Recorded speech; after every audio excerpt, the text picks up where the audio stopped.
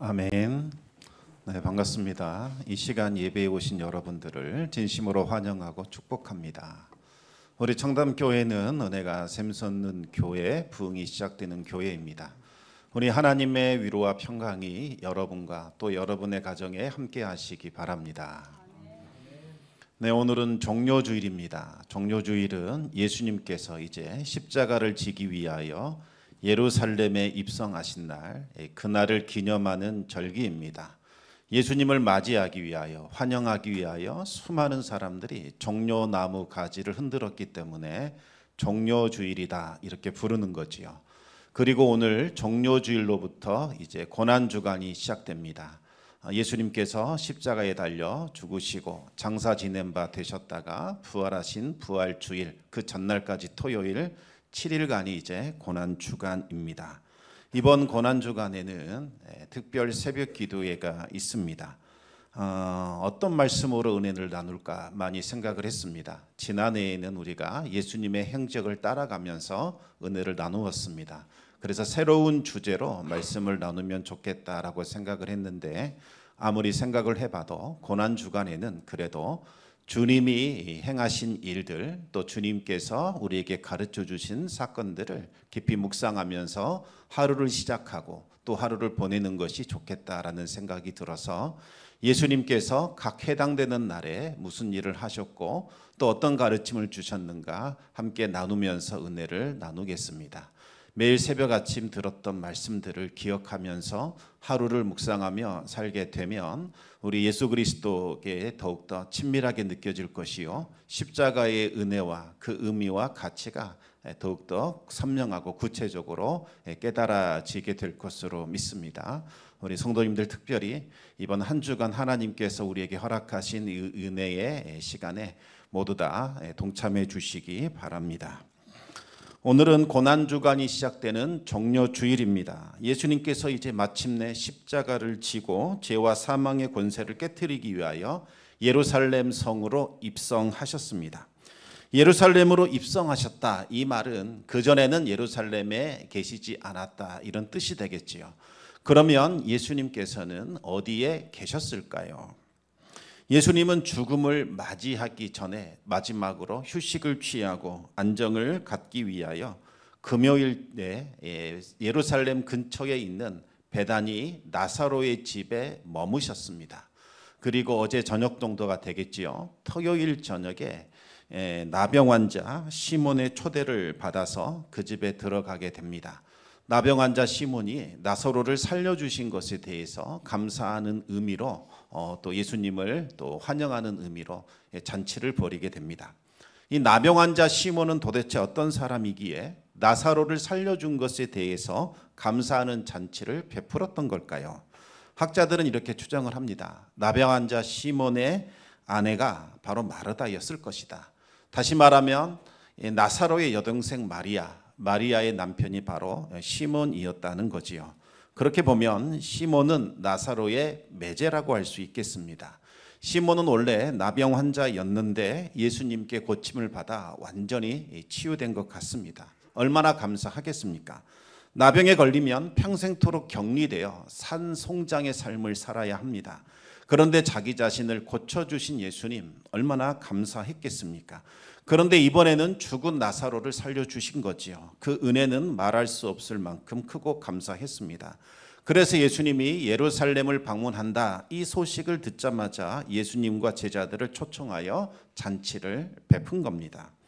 그런데 여러분, 이 잔치가 십자가를 앞둔 예수님께 드리는 마지막 식사 대접이 되었던 거지요. 여러분, 우리는 기회 있을 때 최선을 다해서 사랑하고 또 섬겨야 합니다. 논어에 나오는 말입니다. 나무는 가만히 있고자 하나 바람이 그치지 않고, 자식은 효도를 하려 하나 부모는 기다려주지 않는다. 나중에 좀 철이 들어서 참 그때 받은 은혜 감사하다, 그 은혜를 갚으려고 했는데 이미 늦었다는 거지요. 부모님의 효를 깨닫고 부모님께 효를 다해야겠다 이렇게 생각했는데 부모가 기다려주지 않는다는 겁니다. 철이 들어 감사하는 마음을 표현하려고 하면 그때는 늦는다는 겁니다. 뒤늦은 후회를 하게 되지요. 그래서 사도 바울은 이렇게 말을 했습니다. 우리 갈라디아서 6장 10절 말씀을 같이 읽어보겠습니다. 그러므로 우리는 기회 있는 대로 모든 이에게 착한 일을 하되 더욱 믿음의 가정들에게 할지니라. 아멘. 여기서 기회 있는 대로라는 말은 기회가 올 때까지 기다리라 이런 말 아닙니다. 지금 나에게 주어진 시간, 내게 생명이 있는 이 시간 잘 활용해서 기회를 만들어라는 겁니다. 기회를 만들어서 착한 일, 선한 일을 행하라는 겁니다. 사랑해야 할 때 따로 있는 것 아닙니다. 사람의 마음, 감사의 마음을 표현해야 하는 때가 따로 있는 것이 아니라는 거지요. 바로 지금 이 순간이 우리가 사랑해야 할 때요, 사랑과 감사의 마음을 표현해야 하는 때입니다. 그런데 이 기회를 아주 잘 살린 여인 한 사람이 등장합니다. 누구일까요? 바로 나사로의 여동생 마리아입니다. 마리아는 나드 향이라고 하는 아주 귀하고 값비싼 향유를 가져다가 예수님의 발에 붓고 자신의 머리카락으로 그 발을 씻겼습니다. 당시 향유는 크게 두 가지 용도로 쓰였다고 합니다. 첫 번째는 시신을 이 향으로 열심히 닦아서 악취가 나는 것을 방지했다고 하지요. 또 둘째는 귀한 손님이 집에 방문했을 때에 그분의 머리에 향유 기름 한 방울을 떨어뜨려서 그 향기가 그분을 감싸도록, 그래서 최고의 환영과 존경의 예를 표시했다고 합니다. 마리아가 예수님께 이 향유를 완전히 부어서 머리카락으로 닦은 것은 바로 이 존경과 섬김과 환영의 뜻으로 그렇게 한 겁니다. 당시 유대인 여인들은 결혼을 위해서 이 향유를 다 준비했다고 합니다. 특히 이 나드 향유는 인도에서만 자라나는 것이기 때문에 아주 귀하고 비쌌습니다. 그리고 차지하는 공간도 적어서 보관이 쉬웠고 취급하기가 용이했습니다. 또 한 번 사두면 값이 계속해서 올라갔기 때문에 투자 가치도 있었지요. 그래서 어려서부터 돈이 생기면 이 옥합에다가 기름을 사서 계속해서 이렇게 모아두었다는 겁니다. 한 근이나 되는 양을 모았다는 것은 평생토록 이 향유를 모았다는 뜻입니다. 그토록 귀한 향유를 예수님의 발에 다 쏟아붓고 자신의 머리카락으로 씻겨 드린 겁니다. 이 내용은 수요일 특별 새벽 기도회 때 자세하게 말씀을 드리겠습니다.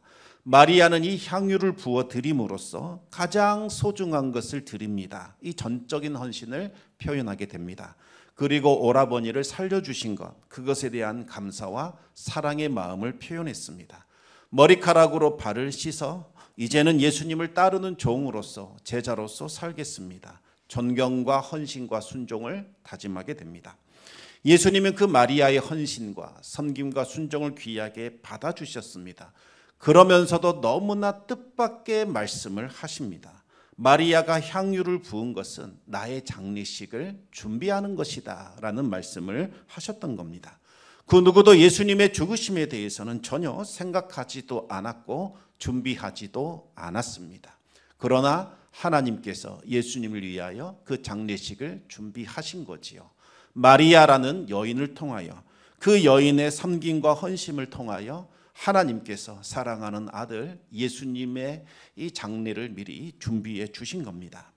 마리아의 그 섬김과 헌신은 아름다운 향기가 되어 그 방 안을 가득 채웠고 지금까지도 그녀의 이야기를 듣는 모든 사람의 마음을 아름답게 만들어 줍니다. 이것이 바로 토요일 저녁, 바로 어제 저녁에 있었던 사건입니다. 그리고 다음 날 아침, 주일 아침이죠. 바로 오늘에 해당됩니다. 예수님은 드디어 십자가를 지시기 위하여 예루살렘에 들어오게 됩니다. 당시 예루살렘은 수많은 인파들로 북적이고 있었습니다. 예수님 당시 유대인들은 나라를 빼앗긴 상태입니다. 로마 제국이 그들을 다스리고 있지요. 세계 곳곳에 다 흩어져 있는 상황이었습니다. 당시 팔레스타인 지역은 전쟁이 끊이지 않았기 때문에 정말 가난과 고통과 모든 것이 다 빼앗기는 처참한 상황을 경험해야만 했습니다. 어떤 사람들은 전쟁 포로가 되어 다른 나라에 끌려가기도 했고, 이와 같은 가난과 고통을 견디지 못하여 정든 고향을 떠나 다른 나라로 떠나는 유대인들도 많았습니다. 그러다가 6월절이 되면 세계 곳곳에 흩어져 있던 디아스포라 유대인들이 예루살렘으로 모였습니다. 그래서 6월절이 되면 예루살렘은 발 디딜 틈 없을 정도로 인산인해를 이루었습니다. 평소에 한 3만 명에서 5만 명 정도 거주하던 예루살렘에 10만 명, 20만 명, 30만 명이 몰려들었기 때문에 얼마나 북적였는지 우리가 짐작해 볼 수 있습니다. 그런데 이번 예루살렘에 모인 사람들의 관심사는 예수님이었습니다. 과연 예수님이 이번 6월절에 예루살렘에 올라올 것인가? 사람들의 모든 이목이 예수님께 집중되어 있었습니다. 왜 사람들은 예수님을 이토록 기다렸던 걸까요? 유대인들은 그들을 로마 제국에서 해방시켜줄 정치적인 구원자 메시아를 기다리고 있었습니다. 유대인들의 역사를 보면 이스라엘이 다른 나라의 압제를 받아 고통당할 때마다 하나님은 구원자 메시아를 보내주셔서 그들을 구원해 주셨습니다. 이스라엘 민족이 애굽에 포로 생활하며 고통당했을 때에는 구원자 모세를 보내어 그들을 이끌어내셨고, 또 사사시대에 주변 이방 나라들의 극심한 학대와 핍박과 침략을 받았을 때에는 사사들을 세워서 그들을 구원해 주셨습니다. 또 바벨론 제국에게 끌려가 포로 생활하고 있었을 때에는 페르시아의 왕 고레스를 세우셔서 바벨론 제국을 완전히 멸망시키고 유다 백성들을 해방시켜 주시는 그와 같은 구원의 역사를 펼쳐주셨습니다. 지금 유대인들은 로마 제국 때문에 극심한 고통과 아픔과 신음을 하고 있는 중입니다. 시간이 지나면 지날수록 고통은 더욱더 가중되고 있습니다. 하나님께서 메시아를 보내줄 만한 때가 되었는데도 감감무소식이었습니다. 심지어 하나님의 말씀을 선포하는 선지자조차 나타나지 않고 있는 상황이었지요. 선지자 말라기 이후로 400년이나 아무 소식이 없었습니다. 그런데 말라기 선지자가 구약을 마무리하면서 이제 메시아에 대해서 예언을 합니다. 여호와의 크고 두려운 날, 그날이 이르기 전에 먼저 하나님께서 선지자 엘리야를 보내주실 것이다, 이렇게 예언을 합니다. 엘리야가 먼저 온 후에 그 다음에 메시아가 오실 것이요, 메시아가 오시면 하나님의 크고 두려운 날, 심판의 날, 바로 종말이 임하게 된다는 뜻입니다. 유대인들은 빨리 메시아가 오셔서 선지자들이 예언했던 그 마지막 날, 종말이 실현되기를 원했습니다. 그날이 되면 유대인들은 세계를 통치하는 지배자가 될 것이요, 유대인들이 아닌 이방인들은 유대인들을 섬기는 자들이 될 것이다, 그렇게 생각을 했습니다. 하나님께서 그렇게 말씀하신 것이 아니라 그들이 마음대로 그렇게 해석을 했던 겁니다. 유대인들은 그날을 실현시켜 줄 수 있는 메시아를 간절히 기다렸습니다.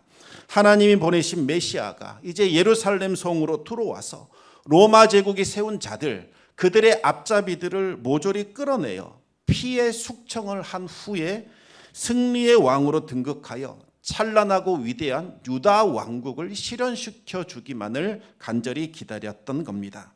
메시아께서 오셔서 다윗 왕국과 같은 위대한 왕국을 세우고 온 세계가 유대인들을 섬기고 종노릇하게 되는 날, 그날이 오기만을 손꼽아 기다렸다는 겁니다.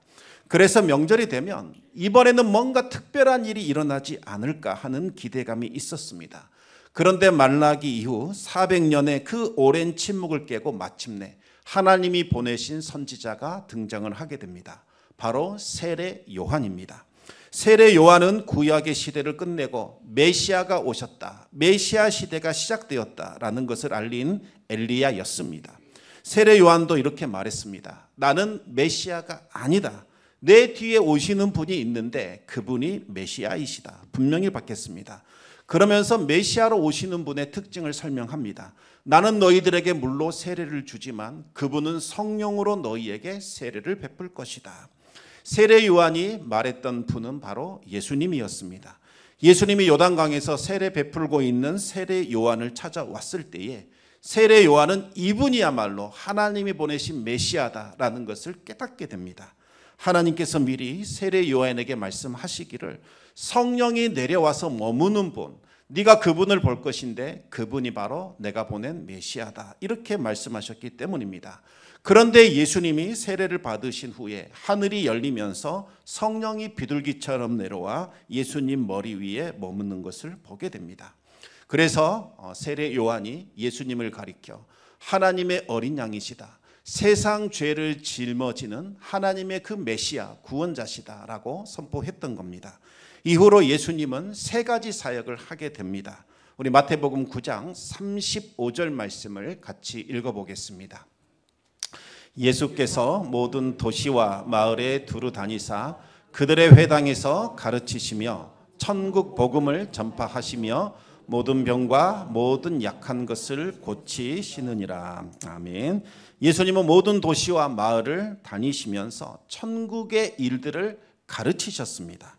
그리고 회개하여 천국에 들어오라, 천국 복음을 전파하셨습니다. 또 병을 고치시고 귀신을 쫓아내고 기적을 행함으로써 하나님의 나라가 벌써 이 땅에 임했다라는 것을 보여주셨습니다. 이것을 예수님의 세 가지 사역이라고 부릅니다. 여러분, 이 사역이 보여주는 핵심, 본질이 무엇일까요? 예수님께서 이 사역을 통해서 무엇을 알려주려고 하시는 걸까요? 이와 같은 일을 하고 있는 예수님, 그분이 바로 메시아라는 것을 보여주는 겁니다. 이와 같은 일은 땅에 속한 자가 할 수 있는 일이 아니다. 하늘에서부터 내려온 분, 하나님이 보내신 바로 그분만이 할 수 있는 일이다. 이것을 보여주는 거지요. 예수님은 하나님께서 이 땅에 보내주신 메시아라는 사실을 이 세 가지 사역을 통해서 드러내 주셨고 증명해 주셨습니다. 그 후로 예수님의 가르침을 받은 사람들, 기적을 본 사람들, 귀신이 쫓겨나는 것을 본 사람들은 예수님을 따르게 됩니다. 예수님은 오병이어의 기적을 행하셨고 풍랑 위를 걸으셨고 폭풍우를 꾸짖어 잠잠하게 하셨습니다. 병든 자들을 고치셨고 귀신 들린 자들을 온전하게 하셨고 심지어 죽은 자를 살리셨습니다. 사람들은 말합니다. 바로 이분 예수님이라면 충분히 우리를 로마 제국으로부터 해방시켜 줄 수 있을 것이다. 그렇게 믿었습니다. 그러던 중에 상상을 초월하는 놀라운 기적이 일어나게 되지요. 예수님께서 죽은 나사로를 살리신 겁니다. 물론 이전에도 나인성 과부의 아들 살리셨고 회당장 야이로의 딸 살리셨습니다. 하지만 나사로를 살린 것은 두 사건과는 완전히 차원이 다릅니다. 나인성 과부의 아들이나 회당장 야이로의 딸은 죽은 지 얼마 되지 않는 사람들이었습니다. 무덤에 들어가기 전이었습니다. 하지만 나사로는 죽은 지 나흘, 이 4일이나 지난 상태입니다. 그의 시신은 부패하여 썩어지기 시작합니다. 유대인들은 이런 생각했습니다. 시신이 무덤에 들어가 4일이 지나면 혼령이 떠나가 버린다. 이제는 이 육신이 아니라 흙덩어리, 흙만 존재한다. 그렇게 믿었던 겁니다. 이거 살릴 수가 없는 거지요. 다시 살리려면 창세기에 나오는 것처럼 하나님께서 흙으로 어떤 형체를 빚으시고 그 코에 생기를 불어놔야만 살아날 수 있습니다. 그와 같은 창조의 역사가 일어나야만 죽은 나사로가 살아날 수 있다는 거지요. 그런데 예수님께서 그와 같은 기적을 행하신 겁니다. 이것이 무엇을 말하는가? 바로 예수님은 하나님과 동등하신 분이요, 죽은 자를 살리는 수준이 아니라 완전히 새로운 창조를 일으키신 분이시다. 이것을 우리에게 알려주는 겁니다. 이 사건 이후로 예수님에 대한 소식은 온 유대 땅으로 퍼져나가기 시작합니다. 그리고 예루살렘을 찾은 순례자들의 입을 통해서 더욱더 확산되었습니다. 순례자들은 자신의 고향에서 이 예루살렘에 오기까지 겪었던 여러 가지 일들, 또 들었던 정보들을 서로 교환했습니다. 그런데 그들 대화 중에 가장 이슈가 되었던 것은 죽은 나사로를 살리신 예수님에 대한 사건이었던 거지요. 그게 말이 되는가? 어찌 그런 일이 있단 말인가? 직접 본 사람들이 상당히 많습니다. 다들 그 광경을 보고 깜짝 놀랐습니다. 예루살렘 근처에 있는 베다니라는 곳에서 실제로 일어났다고 합니다.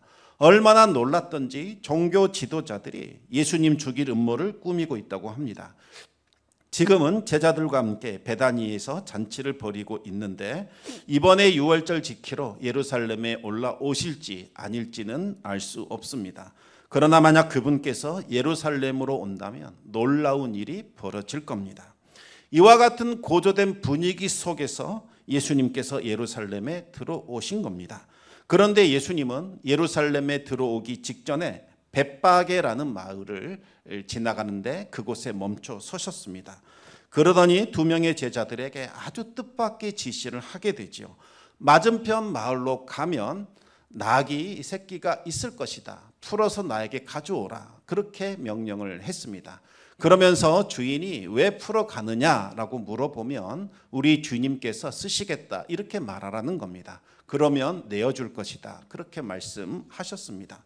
제자들은 갑자기 왜 이 어린 새끼 나귀를 끌고 오라고 하시는지 전혀 이해할 수 없었습니다. 하지만 예수님의 말씀에 순종을 합니다. 나귀 새끼를 끌고 오자 예수님은 이 나귀 새끼를 타고 예루살렘에 들어가겠다 그렇게 말씀을 하셨습니다. 제자들은 이 새끼 나귀를 타신다는 말에 이 당혹감을 느꼈습니다. 차라리 말 한 피를 끌고 오라고 하면 이해가 되었을 겁니다. 당시 로마 제국이나 이방 나라의 관례에 따르면 승리를 거둔 이 정복자가 피지배 국가의 왕궁을 향하여 들어갈 때에는 크고 위험 있는 개선 행렬을 이루어 들어갔습니다. 화려한 흰말, 백마를 타고서 천군 만마를 거느리며 입성하게 되지요. 뒤따르는 군대는 힘찬 말발굽 소리와 햇빛에 반사되는 창검을 휘두르면서 압도적인 힘과 능력을 과시했습니다. 또 군악대는 요란한 나팔 소리로 자중을 완전히 제압해 버립니다. 그 광경을 보는 백성들은 강한 압박감을 느끼게 되지요. 정복자는 강한 힘과 능력으로 모든 것을 제압할 수 있는 권능자로서의 위엄을 유감없이 발휘하게 됩니다. 그런데 예수님은 전혀 볼품없는 어린 나귀 새끼를 타셨습니다. 한 번도 사람을 태워본 적이 없고 멍에를 매본 적도 없는 새끼 나귀입니다. 심지어 안장도 얹을 수 없을 만큼 매우 작고 볼품마저도 없었습니다. 그래서 제자들은 자신의 겉옷을 벗어서 그 위에 차곡차곡 쌓아놓은 후에 예수님을 태우게 됩니다. 왜 예수님은 이토록 초라하고 볼품없는 모습으로 예루살렘 성에 들어가시는 걸까요? 왕으로 들어가는 것이 아니라 죄인으로 들어가기 때문에 그와 같은 행렬을 선택하신 걸까요? 그렇지 않습니다. 지금 예수님은 인류를 구원하실 메시아, 그분으로 예루살렘에 들어가고 있습니다. 사탄의 권세가 완전히 장악해버린 곳, 그 예루살렘을 향하여 사탄과 마지막 결전을 벌이고자 강한 용사가 되어 예루살렘에 들어가고 있는 겁니다. 이제 예수님은 사탄을 사로잡아 그의 머리를 짓밟을 것이요 그의 등뼈를 부서뜨릴 겁니다. 사탄은 예수님 앞에 패배하게 될 것이요 사탄의 왕국은 메시아이신 예수님에 의하여 붕괴될 겁니다.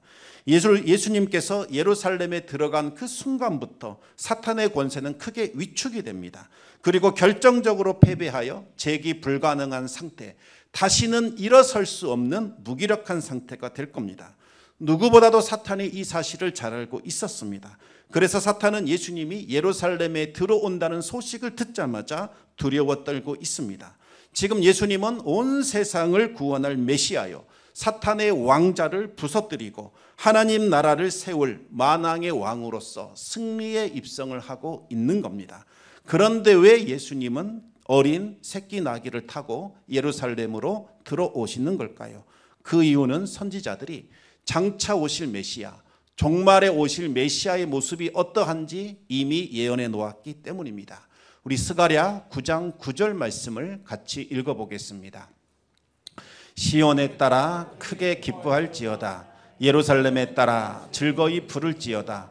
보라, 내 왕이 내게 임하시나니 그는 공의로우시며 구원을 베푸시며 겸손하여서 나귀를 타시나니 나귀의 작은 것 곧 나귀 새끼니라. 아멘.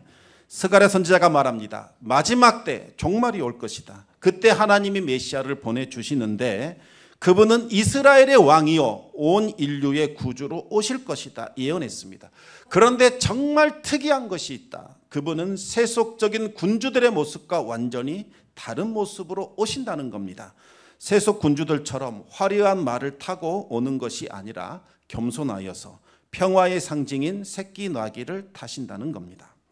지금은 전쟁에서 말을 거의 사용하지 않습니다. 하지만 당시 말은 전쟁의 승패를 결정짓는 매우 중요한 자원이었습니다. 수많은 말들이 이끄는 전차 부대는 이름만 들어도 공포와 두려움의 대상이었습니다. 말은 전쟁터를 누비는 살상 무기였고 말을 타고 누빈다는 것은 피 흘리는 처참한 사륙이 벌어진다는 것을 뜻합니다. 그에 비해 나귀는 일상생활이나 여행하는 데 사용이 되었습니다. 나귀는 사람과 짐을 실어 나르는 평화의 시대를 대변합니다. 나귀는 무거운 짐과 수고를 덜어주고 물자와 자원을 이곳에서 저곳으로 운송시켜서 번영과 축복을 가져옵니다. 평화로운 때에는 지도자들이 이 나귀를 타고 나라를 순찰하면서 백성들을 살피고 도와줬습니다. 그래서 나귀는 평화와 번영을 상징하는 동물이 됩니다. 예수님께서 나귀를 타셨다는 것은 세속 군주들처럼 군림하는 메시아, 로마 제국을 무너뜨리기 위하여 폭력과 무력을 휘두르고 그것을 합리화하고 정당화시키는 메시아가 아니라 겸손과 희생과 낮아짐을 통하여 하늘에 속해 있는 그 평화와 구원을 이 땅에 가져오시는 분이다. 이것을 보여주는 겁니다. 예수님께서 정말 하나님께서 예수님을 위하여 예비하신 나귀는 멍에를 매본 적도 없고 아무도 타보지 않는 새끼 나귀였습니다. 하나님께 쓰임받기 위하여 순결하고 교결한 모습으로 구별되어 있었습니다. 이제까지는 멍에를 매본 적이 없지만 이제부터는 멍에를 매야만 합니다. 이것은 예수님께서 세상 죄짐을 짊어지시고 십자가 고난과 죽음을 받아야 할 것을 상징한다 볼 수 있겠습니다. 여러분, 예수님께서 맞서 싸운 대적은 로마 제국이 아닙니다. 만약 로마 제국을 멸망시키기 위하여 예루살렘에 오셨더라면 세속 군주들처럼 화려한 말을 타고 화려한 개선 행렬을 거느렸을 겁니다. 그러나 예수님은 그 길을 거부하셨습니다. 그 길은 하나님이 정하신 구원과 평화의 길이 아니었기 때문이지요. 12군단이 넘어가는 천사들을 거느리고 예루살렘에 들어갈 수 있었지만 예수님은 그렇게 하지 않으셨습니다. 예수님께서 싸우신 대상은 사람이나 로마 제국이 아니라 죄와 사망의 권세였습니다. 죄와 사망의 권세로 온 세상을 멸망으로 이끄는 사탄의 세력, 그를 멸하기 위하여 들어오신 겁니다. 사탄의 세력을 멸하고자 그들의 보좌가 있는, 그들의 왕자가 있는, 그들이 점령해버린 예루살렘 성으로 입성하신 겁니다. 예수님이 싸우시는 무기는 칼과 창이 아닙니다. 예수님은 대적을 억누르고 압제하는 방식으로 구원을 이루거나 평화를 이루지 않으셨습니다. 예수님은 십자가 고난과 죽으심을 통하여 하나님 앞에서 철저히 낮아짐과 겸손과 순종을 통하여 구원을 이루셨고 하늘의 평화를 이 땅에 가져오셨습니다. 예수님은 유월절 어린 양이 되셔서 세상 죄를 지시고 십자가에 달리셨습니다. 그리고 예수님의 흠없고 보배로운 피로 인하여 세상의 모든 죄를 씻어내게 됩니다. 사탄의 강력한 무기인 죄와 사망의 권세는 무장해제됩니다. 이제부터 예수님을 믿고 따르는 성도들에게는 아무 효력이 없습니다. 사탄의 왕국은 무너지기 시작하고 하나님의 나라, 하나님의 왕국이 이제부터 시작이 되는 거지요. 이것이 선지자들이 예언했던 마지막 때 종말에 일어나는 일입니다. 여러분, 종말은 예수님의 십자가와 죽으심과 부활로 시작이 되었습니다. 그 십자가와 부활로 인하여 예수님께서 왕으로 통치하시는 하나님 나라가 시작이 되었고 죄와 사망의 권세로 다스리는 사탄의 왕국이 무너지기 시작을 한 겁니다. 누구든지 예수님을 믿고 영접하면 이제는 하나님의 백성이 되어 영원한 하나님의 나라에 들어가 영생을 얻게 되는 거지요. 그런데 여러분, 이와 같은 은혜가 무한정 계속해서 베풀어지는 것은 아닙니다. 하나님께서 정하신 그때가 되면 구원의 문은 완전히 닫히게 됩니다. 한 번 닫혀버린 구원의 문은 두 번 다시 열리지 않습니다. 그때가 언제일까요? 바로 예수님께서 다시 오시는 바로 그날입니다. 예수님께서 재림의 구주로 이 세상에 오실 때 종말은 완성되고 끝이 나게 됩니다. 그날에 하나님을 대적하는 자, 끝까지 회개하지 않고 예수님을 거부했던 자들, 그들은 사탄의 세력들과 함께 영원한 지옥불에 던져져서 영원한 형벌을 받으며 영원한 고통을 당하게 되지요. 그리고 그날에 죄와 사망은 완전히 소멸되어 버립니다. 성도들은 하나님 나라에 들어가 주님과 영원토록 통치하게 될 겁니다. 그러면 주님이 다시 오시는 그 재림의 날 여전히 새끼 나귀를 타고 오실까요? 그렇지 않습니다. 재림의 날에는 하늘의 영광과 위엄 가운데 찬란하게 빛나는 흰옷을 입으시고 수많은 면류관과 왕관을 쓰시고 백마를 타고 오실 겁니다. 그리고 수많은 불말과 불병거들이, 그리고 그것을 탄 천군 천사들이 예수님을 뒤따라 이 땅에 오게 될 겁니다. 그 광경을 보는 자들마다 극심한 두려움에 사로잡혀 떨게 될 겁니다. 예수님을 끝까지 믿지 않고 거부했던 자들은 슬퍼하며 애곡하게 됩니다. 그러나 성도들은 흰옷을 입고 찬송 부르며 공중에서 주를 맞이하게 됩니다. 끝까지 믿음을 지켰던 순결한 성도들, 이들은 주님의 그 개선 행렬에 참여하여 영원한 하나님 나라에 입성 들어가게 됩니다. 성도들은 어떤 사람들일까요? 바로 그날의 영광을 바라보는 자들입니다. 다시 오실 주님을 사모하며 그날을 준비하며 살아가는 자들입니다. 성도들은 길이라고 해서 아무 길이나 가는 것 아닙니다. 오직 예수님께서 걸어가신 그 길, 진리의 길, 영광의 길, 아름다운 길, 십자가의 길만을 따라 걸어갑니다. 주님께서 우리를 위하여 십자가를 지신 것처럼 성도들도 자신이 져야 할 자기 십자가를 지고 오직 주님만 바라보며 주님이 발자취를 따라 그 길을 걸어갑니다. 유대인들은 정치적인 메시아, 편협한 민족주의에 사로잡힌 메시아, 나와 반대되는 사람들은 가차없이 칠 수 있는 폭력적이고 무자비하게 응징하는 메시아를 기다렸습니다. 하지만 예수님은 그들의 기대와 달리 어린 새끼 나귀를 타고 오셨습니다. 겸손의 왕, 평화의 왕으로 오신 겁니다. 예수님은 마지막 죽음의 순간에서도 자신을 십자가에 못 박은 그들을 용서해 주십시오. 저들을 구원해 주십시오. 눈물로 하나님께 기도를 올리셨습니다. 예수님은 마지막 순간까지도 사랑하셨고 용서하셨고 희생하셨고 모든 허물을 덮어주셨습니다. 여러분, 예수님을 믿는다는 것은 예수님을 나의 왕으로, 나의 하나님으로 받아들이고 이제는 예수 그리스도를 따라가는 종으로, 백성으로 살겠다는 다짐과 결단을 하는 거지요. 입술로만 고백하는 것이 아닙니다. 내 삶의 자리에서 예수님을 따라가는 겁니다.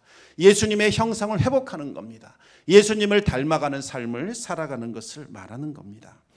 성도 여러분, 예수님처럼 겸손과 평화를 실천하며 살아가시기 바랍니다. 여러분을 대적하는 자들, 괴롭고 힘들지만 예수님이 용서하라 하셨고 직접 용서하셨기에 우리도 그들을 용서하는 겁니다. 그리고 그들을 위하여 축복하며 기도하는 겁니다. 예수님께서 자신을 내어주셨기에 우리도 우리 자신을 내어주는 삶을 살아가는 거지요. 예수님께서 정말 우리를 위하여 모든 것을 희생하셨기에 우리도 참고 인내하며 희생하며 살아가는 겁니다. 이것이 바로 예수 그리스도를 따르는 영접한 성도들의 삶의 모습이라는 겁니다. 예수님께서 십자가에 못 박는 자들까지도 사랑하셨던 것처럼 우리도 용서하고 사랑하며 허물을 덮어주는 삶을 살아가야 합니다. 우리 하나님의 은혜를 깊이 묵상하시면서 특별히 이번 고난주간에는 주님을 닮아가는, 주님의 발자취를 따라가는 거룩하고 존귀한 성도 되시기를 우리 주님의 이름으로 축원합니다.